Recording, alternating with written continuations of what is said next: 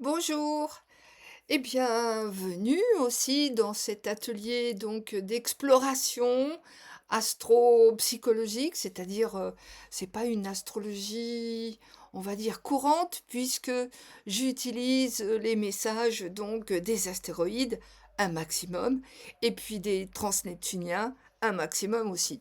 Alors comme mes capsules ont un objectif à être, comment dire? Entendu et et compris, en un minimum de temps pour pas vous saturer puisque je reviens toutes les semaines. Ce qui est important, ça va être, de déchiffrer surtout les aspects planétaires les plus encombrants, on va dire, en ce moment.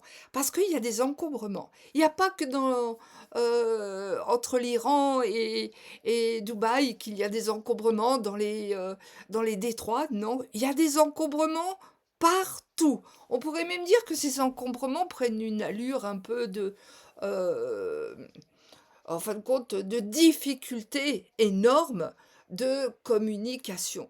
Si je vous parle de communication, évidemment, vous le savez maintenant, bah, je suppose, hein, sinon, vous me demandez des renseignements par mail sur, CJDL @sfr.fr. Oui, je sais, c'est nouveau. Ça vient de sortir tout juste aujourd'hui parce que justement, il y avait des difficultés de grande communication. Voilà, donc vous me demandez tous les renseignements que vous désirez et je vous réponds donc par mail avec des précisions, des définitions, etc. Bon, je vais pas vous faire une conférence, hein. Donc, l'objectif aujourd'hui, ça va être de prendre conscience de toutes ces difficultés de communication. Donc, qui dit communication va nous dire, eh ben, effectivement, on va se pencher sur le cas de Mercure. Mercure, la planète donc de la communication, des déplacements, des informations, etc., de la circulation et tout. Oui, eh bien, cette planète-là, c'est pas un planétoïde, hein, c'est une planète qui est traditionnelle, qui fait partie du cortège qui est exprimé et défini depuis des siècles et des siècles. Ok. Alors, ce Mercure, il est à la fin du signe prometteur, rapide, du bélier. Ah bah oui, mais il n'est pas rapide du tout, hein, Mercure. Là, on ne sait pas du tout dans quelle eau il nage, c'est des eaux troubles en ce moment.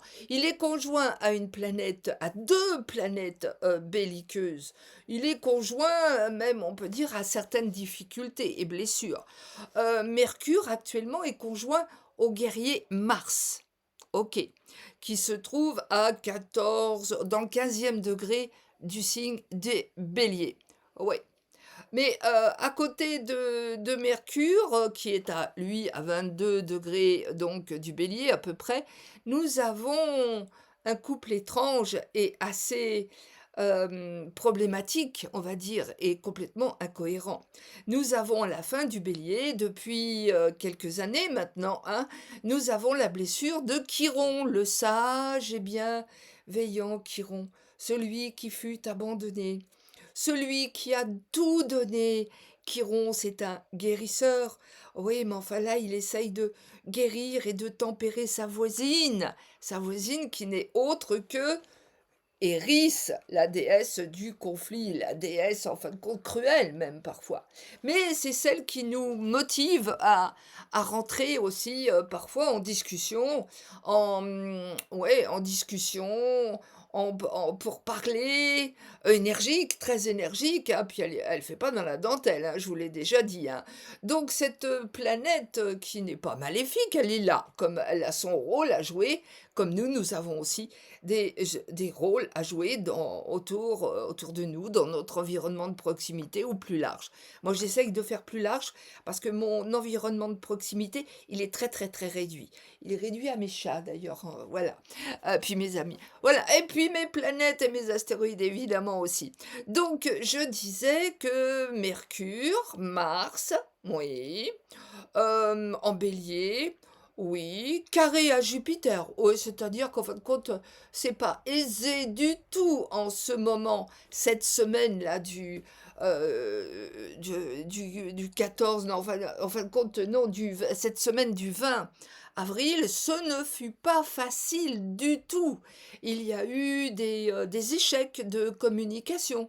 Alors, ça s'explique à plus d'un titre, c'est ce que je vous disais tout à l'heure. Donc, il y a ce Dieu de la communication, Mercure qui n'est pas en bon aspect, il est plutôt coincé entre Eris et Mars, entre deux guerriers. On dirait que les communications sont un peu foireuses. On dirait que les communications de la semaine du 20 avril, c'était pas évident. Bloqué entre deux guerriers, oui, qui lui veut du mal à ce Mercure. Oh, en fin de compte, vouloir du mal, là, c'est pas uniquement le propos, on va aller plus loin parce que ce Mercure, il est opposé aussi, ainsi que Mars, ainsi que beaucoup d'autres. Oui, bah, avec Mars et Eris aussi, hein, la déesse pas cool, quoi. Ils sont, disons, en pourparlers encore. Ils sont en difficulté avec Oméa. Oméa, vous savez, c'est la grande déesse, la sage, qui, elle, veut nous faire exprimer tout notre désir de sortir du bourbier. Oméa, cette grande déesse de l'hémisphère sud, et puis néanmoins une transneptunienne, eh bien, Oméa, elle voudrait que nous puissions soulever un peu notre... Oh, c'est pas notre pierre tombale, là, c'est carrément un cimetière, hein, collectif. Oui, Oméa, elle aimerait bien que l'humanité s'élève d'un cran quand même, hein.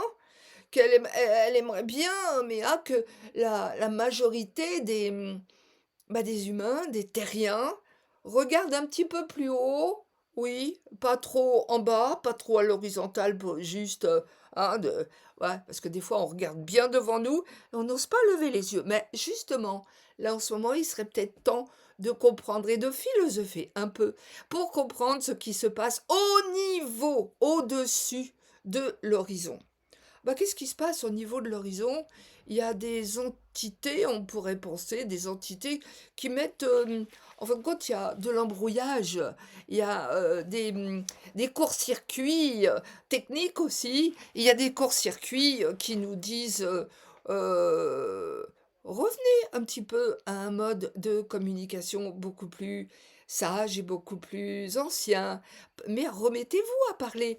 Oui, en ce moment, il y a des problèmes aussi au niveau des plateformes, Telegram, machin, etc., tous les réseaux. Oui, ne vous fiez pas uniquement à ce mode de communication.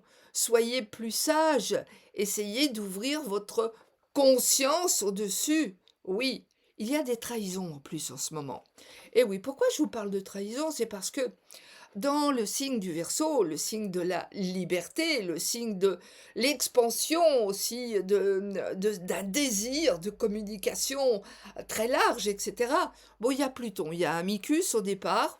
Oui, ça c'était prévu, je vous en ai rebattu les oreilles je ne sais combien de fois, aussi bien sur ma chaîne que sur la précédente, je vous en ai rebattu les oreilles. Pluton en Verseau, bah, il y a du sabotage dans l'air. Et en plus, là, la semaine du 10, il est conjoint à Junon. La relation, tous les modes relationnels. Il va falloir peut-être observer que Junon, qui est l'idéal du partenaire, il va falloir bien examiner la situation. Parce que pour se libérer de certaines, on va dire, entreprises, de se libérer de certains engagements pris lorsque Junon était en Capricorne, oui, et ça a marché beaucoup avec les Capricornes, eh bien pendant que cette période était consolidée ou engageait ou enchaînait les gens, eh bien maintenant Junon, elle veut prendre du recul. Elle veut voir différemment, peut-être sur d'autres, avec plus de liberté. Elle veut peut-être voir d'autres objets du désir. Libre, libre. Surtout ne pas, je conseille pas des engagements officiels en ce moment. Pluton est avec Junon. Donc c'est un moment de découverte avec beaucoup de, comment dire, de partage de points de vue, de tests de points de vue, etc. Et de collaboration, oui. Mais surtout pas d'actes, comment dire, qu'on pourrait ensuite se dire, oui, bah, j'ai été trop rapide. Donc surtout pas d'actes devant Monsieur le maire. Voilà, pour tout vous dire. Voilà. Alors, sinon, laissez libre cours à votre cœur et à votre plaisir de découvrir d'autres personnes qui n'étaient pas encore apparues dans votre environnement de proximité et qui d'un seul coup apparaissent comme des frères et sœurs un peu d'univers, peut-être des frères et sœurs d'étoiles, enfin des poussières d'étoiles, comme dirait Hubert Reeves, etc. et Carl Sagan. Voilà. Alors, donc, je reviens sur les difficultés de cette communication qui n'est pas opérationnelle du tout. Il faut changer de prise de vue. Il faut changer aussi des fois de matériel. Oui. Changer de prise de vue pour mieux rebondir peut-être le mois prochain, quand il n'y aura plus cette conjonction exacte peut-être de Junon et de Pluton, quand évidemment notre Mercure sera dégagé de l'emprise de Mars et d'Éris, hein, et qui sera paisiblement installé en Taureau. Oui. Alors justement, en ce moment, c'est un peu la fête et les anniversaires des taureaux. Oui, bien, ok. Le soleil en taureau, là, cette semaine, est tout au début du taureau. La semaine prochaine, il sera encore dans la première décade. Et ce qui est intéressant, c'est son opposition, justement, je vous l'ai dit, je vous le redis, je vous l'ai dit pour l'aspect qui est représenté avec Mercure, Mars, etc., opposé à Oméa, eh bien le Soleil aussi. Le Soleil aussi, notre Soleil qui pour la semaine du 10 était opposé à Oméa, il a des difficultés à faire passer quelque chose de stable. Il a une difficulté. La semaine prochaine, l'opposition ne sera plus. C'est quand même important à savoir, ça va nous permettre un petit peu quand même de pouvoir construire des choses dès la semaine prochaine, dès la semaine du 27, 28, etc. De reconstruire tout au moins. Alors, il y a quand même un autre aspect. Je ne vous ai jamais parlé de l'astéroïde dont je vais citer le nom. N'ayez pas peur du nom. Il faut philosopher et comprendre ce qu'il représente avant tout.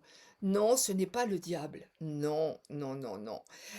Il faut revoir un petit peu nos croyances aussi, nos déterminations à un petit peu avoir peur, parce qu'il s'agit de l'astéroïde Lucifer. Lucifer, petit rappel sur qui il est. Lucifer était assis à la droite de Dieu avec Métatron. Bon, c'est ce qui est écrit dans Urantia, etc.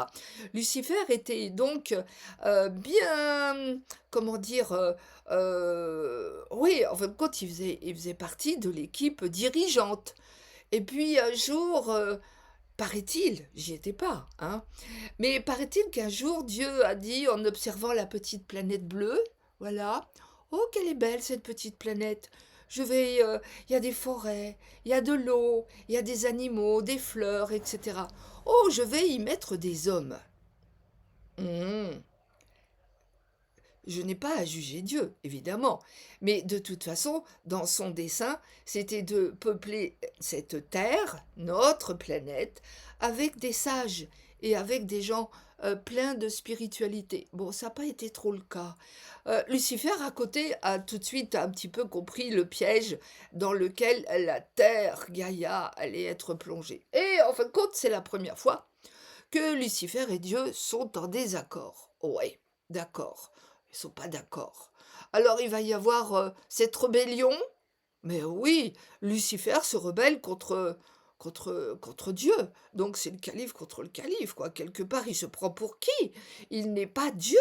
Mais voyons le projet, disons, plutôt euh, instable ou tout au moins périlleux, eh bien, il est contre l'avis de son partenaire, en fin de compte, hautement philosophique, la divinité. Et ça va créer un séisme incroyable entre les archanges et entre les anges, et entre les anges qui vont prendre le parti de Dieu et les anges qui vont prendre le parti de Lucifer. Il y aura les bannis. Bah oui, Lucifer, archange de la lumière, Lucifer. Eh bien, il va être banni. Et il va y avoir un combat, oui, entre donc c'était pas le premier combat, hein, de toute façon, dans la création de notre cosmogonie. Non, pas du tout. Mais il y a ce combat. Et on le retrouve aujourd'hui. Oui. On le retrouve parce que notre astéroïde, Lucifer, eh bien, il met du temps quand il traverse un signe. Là, actuellement et depuis même la fin de l'année dernière, oui, oui, oui, depuis novembre, je crois 2025, il se trouve qu'il est dans le signe de la Vierge. Il va, il vient, il rétrograde, il avance. Et eh bien, pour la semaine là qui vient de s'écouler, et puis aussi pour celle qui arrive, et puis pour les jours qui arrivent, il se trouve que Lucifer est conjoint à Oméa. Deux protagonistes qui volent la lumière. Oui. De quelle lumière s'agit-il? C'est important de se poser la question. Qu'est-ce qu'on nous a, qu'est-ce qu'on nous a proposé comme formule pour essayer d'y voir clair? On nous a banni beaucoup d'acteurs qui voulaient justement voir clair. Je suis absolument pas dans la, comment dire, dans la réprobation de tout ce qui est divin. Certainement pas. Je pense que vous avez bien compris. Mais les choses sont là. Cet astéroïde Lucifer, représentant la rébellion, oui, pas n'importe laquelle, oui, la lumière, la beauté, il est conjoint à Oméa, qui elle aussi voudrait bien sortir de l'impasse des enfers, du tunnel, et qui se trouve aussi dans l'ombre. Et tout ça s'est opposé pendant quelques jours, enfin surtout depuis là cette semaine, où il a fallu un petit peu nager entre les informations. Je vous parle pas que de celles qui sont diffusées, hein. Non, non, des informations qui peuvent être plus personnelles. Tout ça s'est opposé à Mars, oui, qui est quand même lui aussi un dieu porteur de lumière quand il est positif, il est prométhéen. C'est opposé à Mercure, c'est opposé à Eris, ouh, c'est opposé à Chiron, l'état bouddhique ou l'état christique, ça dépend de qui, comment vous voulez l'interpréter. Je ne suis pas là pour le faire à votre place, hein. Donc tout ça, ça pose des problèmes. D'autant plus qu'au niveau de la communication, nous allons aussi observer la constellation zodiacale des Gémeaux. Oui, que se passe-t-il là où justement Mercure est maître? Eh bien, nous avons toujours, et depuis plus d'un an, la, la belle planète Senna. Enfin, moi, je la trouve belle parce que son message est très très intéressant. Disons, c'est une transe-neptunienne. Je le rappelle qui a un orbite de 12 000 ans, à peu près, 12 002, etc. On ne sait pas trop, quoi, évidemment, on va dire 12 000. Donc, pour d'aucuns, elle revient proche de la Terre pour nous rappeler ce qu'il a pu se passer il y a à peu près 12 000 ans sur notre planète. Je pense qu'il y a eu des effondrements, hein. Oui, oui, des secousses, oui. Eh bien, elle est au même endroit. Elle est au même endroit, elle est dans le premier degré des Gémeaux. Elle a envie de parler, Senna, et de nous raconter peut-être son histoire d'outre-mer, d'outre-tombe, d'outre d'outre-temps. Surtout que Uranus, la planète du poids des mots et du choc des photos, la planète qui nous éveille, ou tout au moins qui nous réveille, eh bien, elle arrive et elle est toute proche de Senna. Dans quelques jours, l'union sera faite. Oui, là, je vous signale que il y a de plus en plus de secousses au niveau de la croûte terrestre. Il y a de plus en plus de volcans qui, qui ressurgissent ouais, qui ressurgissent du noyau central, hein, de notre planète. Là, ça pousse. Bon, d'accord, il y a Pluton avec Amicus, etc. Pluton, c'est aussi le volcanisme. Ok. Il y a Pluton, je vous le rappelle, en Verseau, qui nous dit attention, il faut faire très attention à votre liberté, etc. Patacoufin. Mais nous avons Uranus qui secoue aussi la Terre. Il n'y a pas que les guerres et la politique. Il faut parler aussi de notre Gaïa, oui, qui, quelque part, reçoit la visite de Senna, euh, conjointe à Uranus. Vénus va pas tarder. Bah, d'ailleurs, je crois que la semaine... ah oui, c'est très bien. Ça, par contre, c'est très très bien pour la semaine qui arrive, du 27, 28, etc. Nous allons avoir Vénus en Gémeaux qui va être conjointe à Uranus. Donc, ça va être un moment profitable pour s'éveiller, pour se lancer, pour relever les bras et pour être opérationnel. La conjonction de Vénus.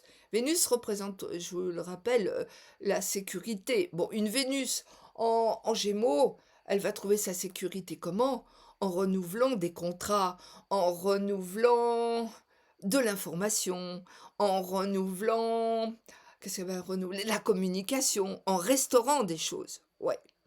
Alors, si vous avez des planètes là dans ce secteur, fin Taureau, début Gémeaux, vous allez sentir comme une secousse, hein, peut-être, ou alors beaucoup de fatigue. Tout dépend un petit peu de votre atmosphère, oui. Alors, mais j'aime bien Vénus, Uranus pour la semaine prochaine quand même, très intéressant en Gémeaux, oui. Alors donc là, on nous parle aussi de communication. Des communications, peut-être celles qui étaient endormies ou qui ont démarré sur un mauvais aspect, peut-être, eh bien, il faut les remettre en marche. Il faut les remettre en marche. Il faut penser juste, il faut oser, oser. Oser des nouveaux contrats, puisqu'on est en Gémeaux, des nouveaux déplacements, des nouveaux partenaires aussi peut-être de travail, des nouveaux collaborateurs, enfin, tout ce qui est nouveau. Uranus est nouveau. Et puis en plus, c'est bien aspecté avec ce Pluton et cette Junon qui se trouve au début du Verseau. Hein, Verseau signe d'air, Gémeaux signe d'air. Et donc entre Uranus, Senna, Vénus, il y a un beau trigone qui se forme avec Pluton et avec Junon. Donc la semaine qui arrive, profitez-en pour rétablir des contacts ou tout au moins rétablir un nouveau système de communication. Renouveler aussi du matériel peut-être, c'est bon. Quoique vous faites attention quand même parce qu'avec Pluton Junon, il faut que la lune soit bonne. Bah, dans ces cas-là, hein, vous savez à qui téléphoner pour savoir si la lune est bonne. Voilà. Ah, très important, je vais clore cette capsule sur justement ce problème de communication en vous signalant la position d'un point qui met un peu cap sur les ombres de la communication. C'est le point Priap. Ah, vous allez me dire, mais qu'est-ce que c'est encore ce point Priap? Oui. Alors, Priap, c'est un dieu que les Grecs plaçaient dans les vergers.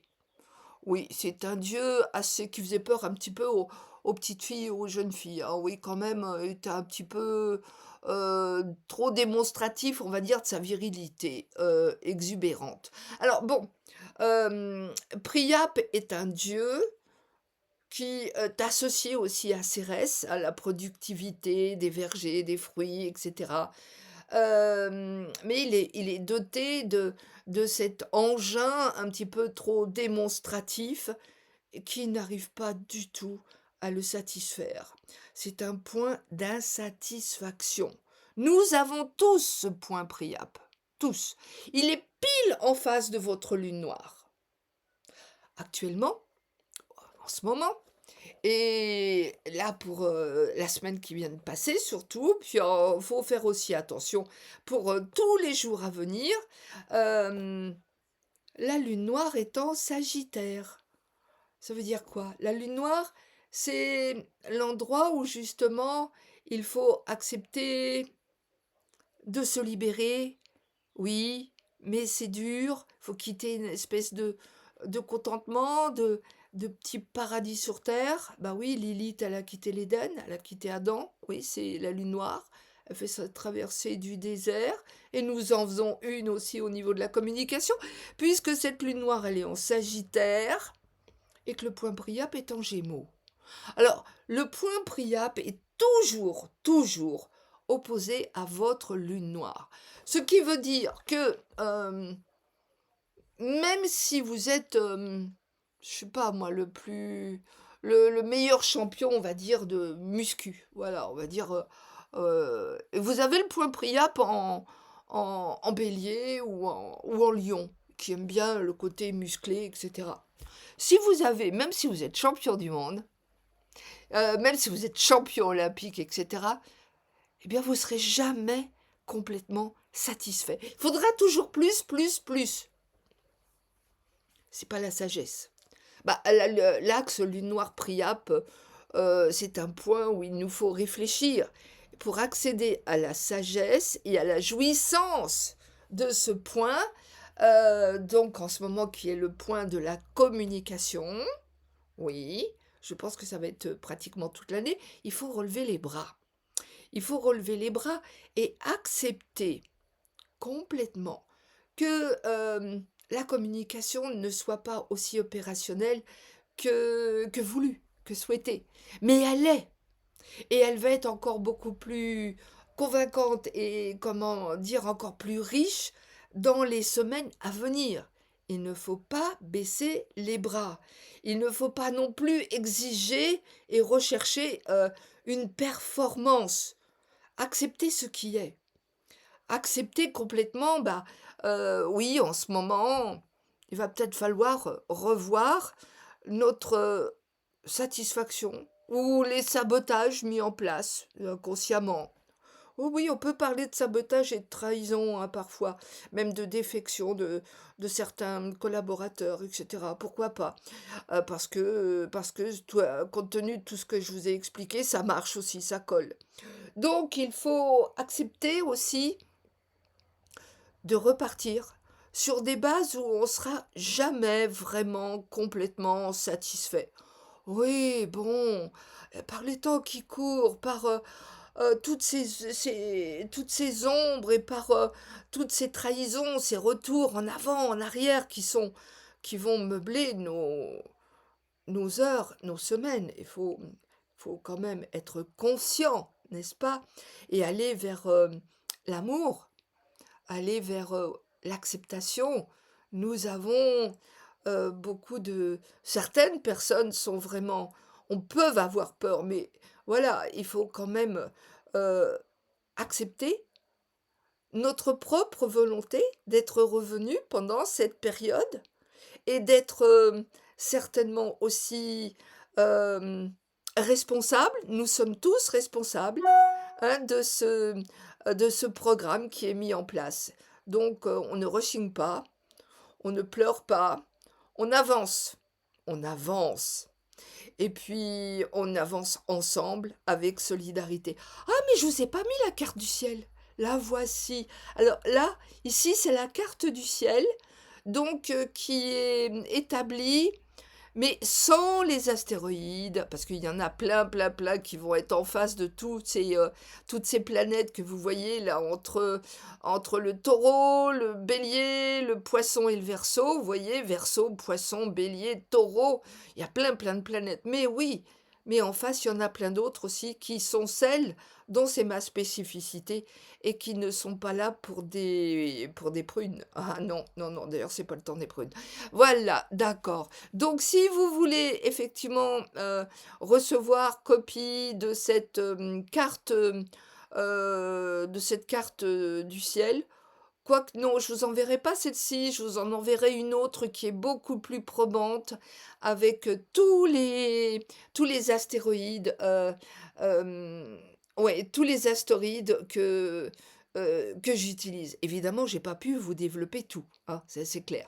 Donc, je vous dis Eh bien, merci de liker, merci de vous abonner, merci aussi de diffuser parce que je crois que c'est presque de nécessité que effectivement, d'informer aussi autour de nous qu'en ce moment, s'il y a des épreuves au niveau politique, communication, diffusion, et cetera, il y a des planètes, des astéroïdes et des transneptuniens qui sont partis de notre système solaire et qui, justifient, si on peut dire, si on peut employer ce mot-là, qui justifient notre encombrement.